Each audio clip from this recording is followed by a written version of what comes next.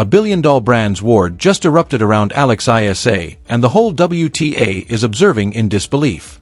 When three of the biggest brands in tennis gear went head-to-head for one burgeoning star, nobody expected it to devolve into a public battle that would rock the entire sport.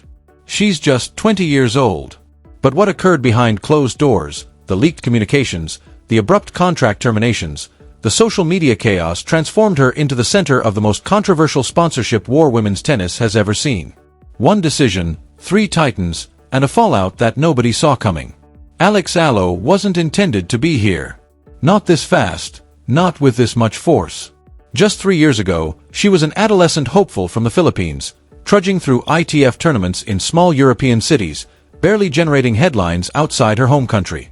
But somewhere between her 2022 US Open Junior title and her meteoric ascent through the WTA rankings in 2024 and 2025, something shifted. Scouts noticed, agents circled, and the largest brands in tennis started paying attention. By early 2026, Eala had reached the top 50. She wasn't just another prospect anymore. She was a phenomenon, a Grand Slam juvenile champion with a fearless baseline approach, a massive following across Southeast Asia, and a story that marketers fantasize about. The underdog who refused to surrender. Her ascent came at the perfect moment. Women's tennis was starving for new faces in Asia. Naomi Osaka had stepped back. Song Chi-1 was already sealed into massive Chinese financing. Eala, she was the golden ticket. Young, relatable, famished, and representing a market of over 110 million Filipinos who had never had a tennis star to name their own.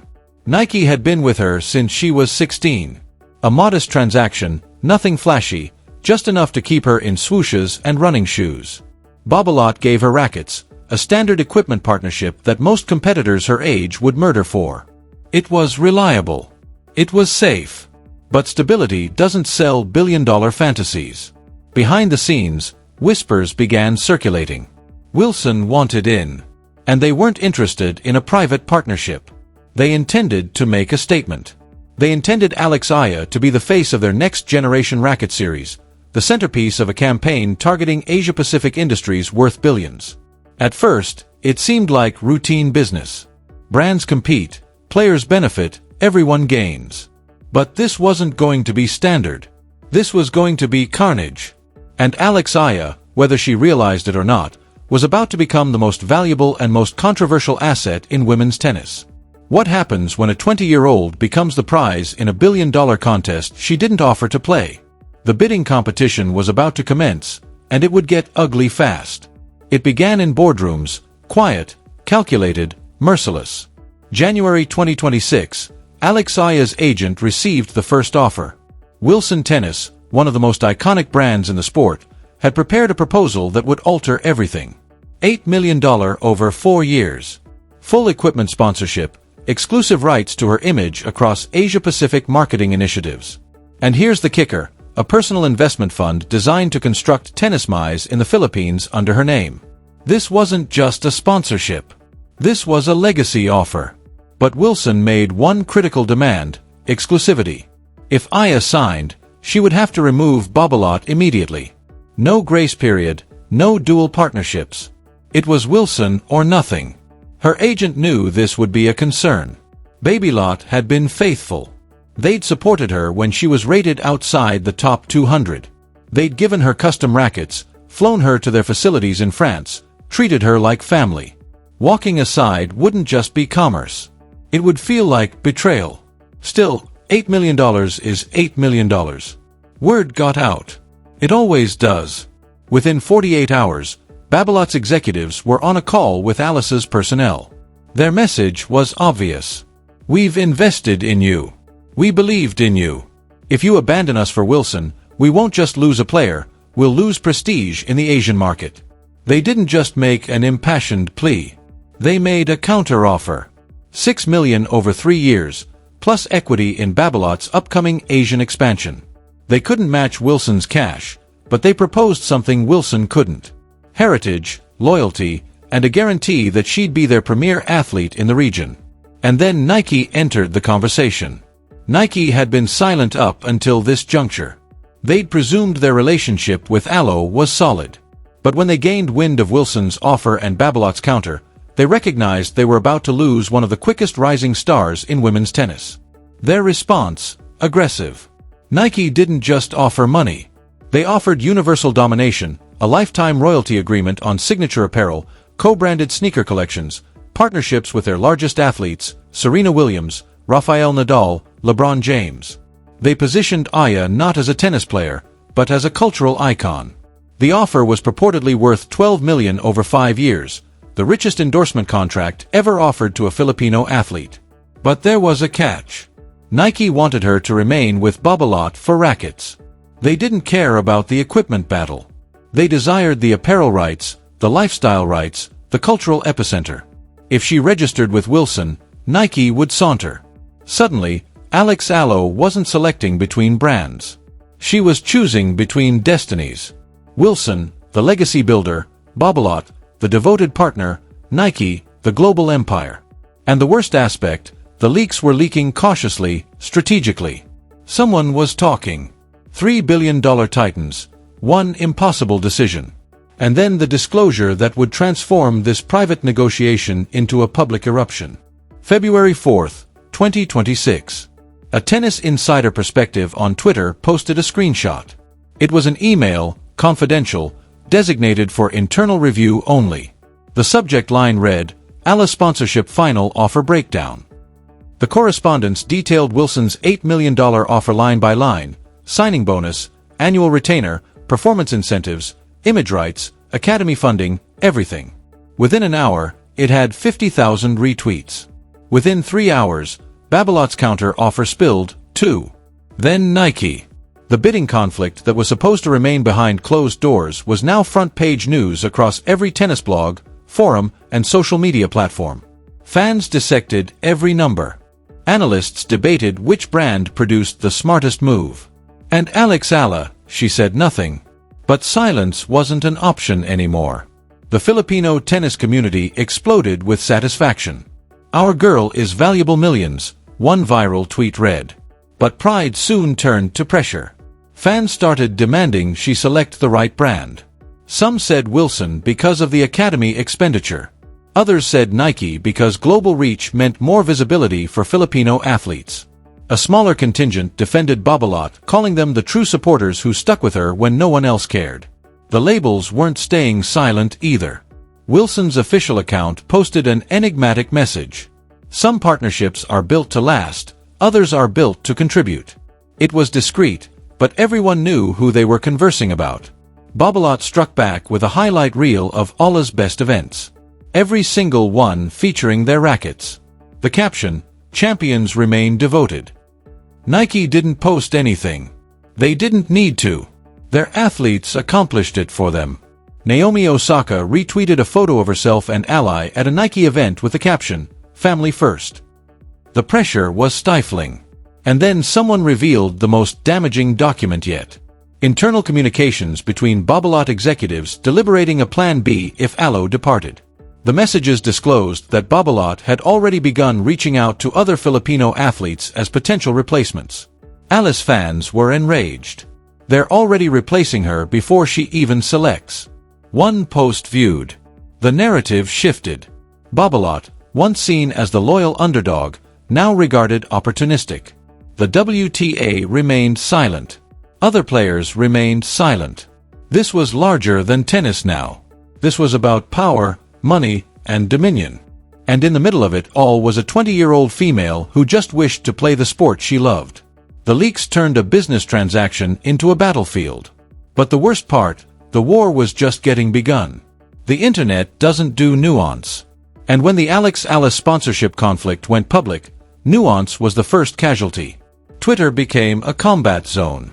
Hashtags like Team Wilson, Team Babolat, and Team Nike started trending across the Philippines, Southeast Asia, and even the US tennis community. Fan accounts created ballots. Memes overwhelmed timelines. Arguments turned personal. One faction called Wilson saviors for proposing to build MIs in the Philippines. "This is greater than tennis," one viral thread argued. "This is about giving back to the next generation." If Alex doesn't choose Wilson, she's turning her back on Filipino orphans who ambition of playing tennis. That narrative hit strongly, but it also backfired. Other followers pushed back. "She doesn't obligate anyone anything," one post read. "She's 20 years old. Let her craft her own choice without remorse tripping her into giving back."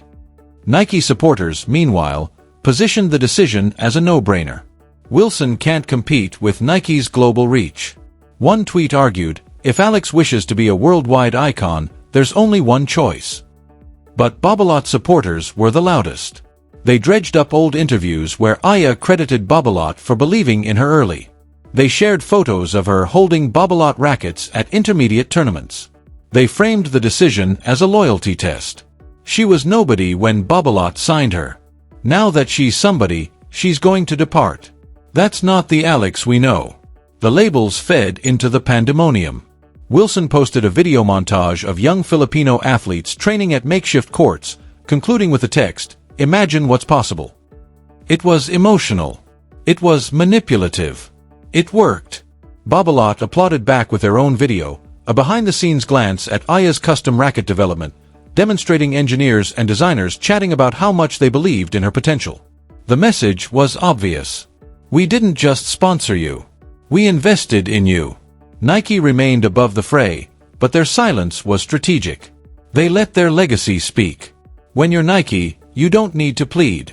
You just wait. But the toxicity didn't stop with supporters. Tennis journalists started choosing sides. Some wrote op-eds defending Wilson's offer as transformative for Filipino tennis. Others criticized the entire spectacle, labeling it a vulture brand's war that treats a teenage athlete like a product. One former WTA competitor went on record saying, "This is what's wrong with modern tennis. We've turned sponsorships into gladiator contests. Alex Eala is a person, not a reward." And through all of this, the debates, the hashtags, the ponder pieces, Alex Eala still hadn't said a word until she did. When the whole world is screaming at you to select a side, silence becomes unthinkable. And when Alex Eala finally spoke, her remarks would surprise everyone. February 9th, 2026, 11:47 p.m. Manila time. Alex Eala posted a statement on Instagram. No PR personnel polish, no corporate verbiage, just her words. "I've been silent because I didn't know what to say, but after everything that's happened this week, I believe I owe it to everyone. My fans, my family, and myself. To be honest, this isn't simple. I'm 20 years old. I'm scheduled to be concentrated on my ranking, my next tournament, my pastime. Instead, I've devoted the last 2 weeks drowning in communications, legal documents, and duress from every direction. People keep asking me, what's the right choice? But here's the truth. I don't know. Wilson's proposition is amazing. The concept of building MIs in the Philippines, of contributing back to youth who don't have access to the opportunities one had, that means everything to me. But does embracing that offer indicate I owe them my entire career? Babolat has been with me since the outset. They believed in me when I was ranked 300 in the globe. They've supported me, trusted me, and treated me like family. But does loyalty mean I have to ignore greater opportunities? Nike is offering me a platform I've dreamed about my whole existence. The possibility to be more than a tennis player, to be a global athlete. But taking that arrangement indicate I'm selling out? I don't know the answers. And I'm tired of individuals acting like I should. I didn't intend for this to become public. I didn't disclose those emails. I didn't want this to transform into a spectacle. But here we are. So, here's what I know. I adore tennis. I adore my country. I admire the people who've supported me. And whatever I choose, it's going to be my decision. Not Nike's, not Wilson's, not Babolat's, and not the internet's. I'll make my decision when I'm set. Until then, I'm asking everyone to please just let me breathe. The post went viral immediately. Over 1 million likes in the first hour. Comments flooded in. Some sympathetic, some critical, some still attempting to sway her judgment. But the brands, they disappeared silent. Wilson withdrew their Imagine What's Possible video. Babolat removed their loyalty campaign. Nike's athletes ceased posting. For the first time since the conflict began, everyone realized they'd crossed a limit. This wasn't a game anymore. This was a young woman's life. Her words changed everything. But the question remained, what would she choose? And would the brands or the followers embrace it? February 12, 2026. The announcement came softly. No press conference, no dramatic revelation, just a statement from Eala's management staff. Alex Eala had signed with Nike for apparel and Wilson for equipment. Babolat was out. The transaction was structured in a manner no one expected. Nike acquired the global marketing privileges. Wilson won the apparatus partnership and the commitment to construct tennis mice in the Philippines. Babolat received a private settlement. Undisclosed but rumored to include a termination clause and a public thank you from Eala. The internet had conflicting reactions. Nike supporters celebrated. She made the smart decision. One tweet noted, "Global reach plus grassroots impact equals perfect." Babolat supporters believed deceived. After everything they did for her, she walks away. One reply said, "Loyalty means nothing anymore." Wilson fans were delighted.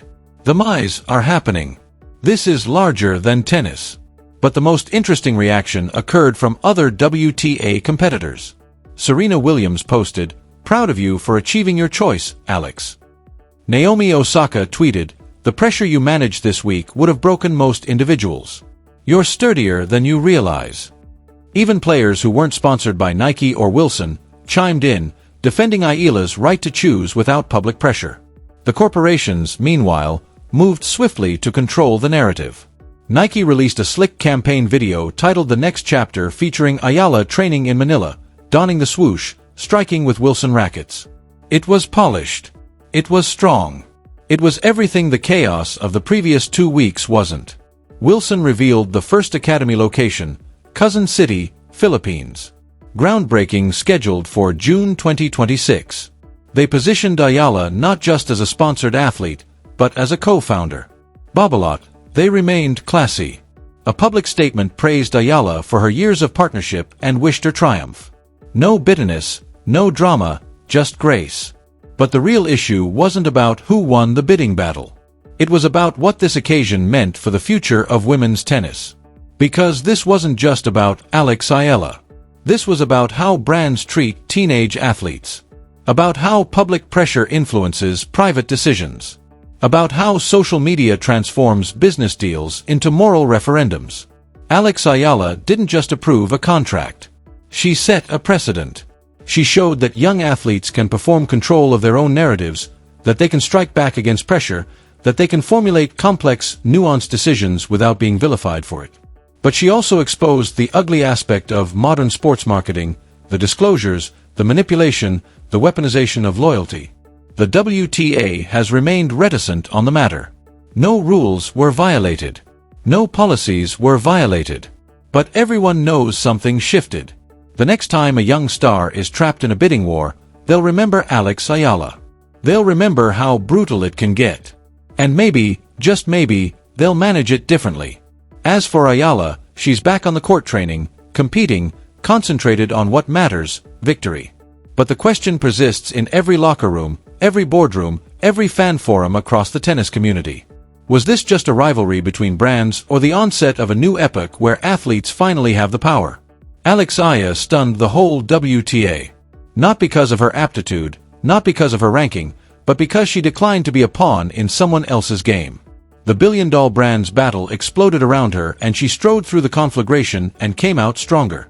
This is her story, but it's also a warning. To the corporations, athletes are not products. To the supporters, pressure is not support. To the athletes, your career is yours to control. The game has altered and Alex Eala just demonstrated.